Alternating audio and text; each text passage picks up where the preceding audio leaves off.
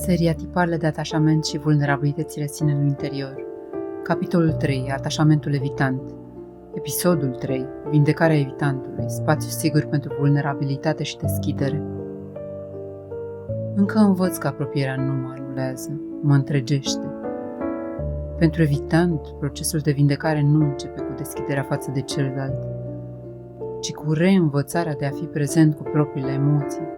Pentru că evitarea nu e doar un mecanism relațional, e o ruptură interioară, o despărțire subtilă de propriile nevoi, trăiri, dorințe. Vindecarea evitantului înseamnă să transforme spațiul rece, controlat, solitar, într-un spațiu sigur de întâlnire cu sine și cu celălalt, fără graba de a se deschide complet, dar cu intenția de a nu mai închide totul. Pașii în vindecarea evitantului. Normalizarea disconfortului, să accepti că apropierea poate fi inconfortabilă, dar nu periculoasă. Antrenarea contactului emoțional, să înveți să numești ce simți, să-ți validezi trăirea, să nu o respingi.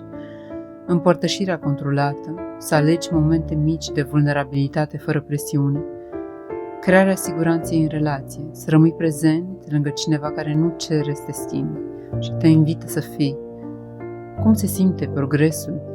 Când poți spune, nu știu încă cum să spun ce simt, dar rămân aici. Când alegi să nu fugi la primul semn de emoție, ci să stai cu ea. Când simți că nu mai ai nevoie să demonstrezi că te poți descurca singur ca să meriți respect. Când apropierea nu mai activează frică, ci curiozitate.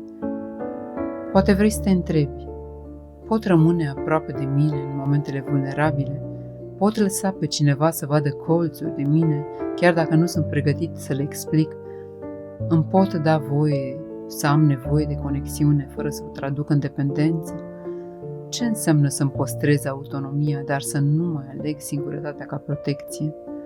Vindecarea evitantului este o întoarcere lentă și blândă către intimitate, nu ca o datorie, ci ca o alegere, nu ca o presiune, ci ca o posibilitate. Apropierea nu trebuie să vină cu promisiuni, planuri sau declarații, ci cu prezență, cu tăcere comună, cu respirație împărtășită. Pentru că da, chiar și pentru tine, cea care a învățat să iubească de la distanță, există o formă de iubire care nu te invadează, te ține și te lasă liber.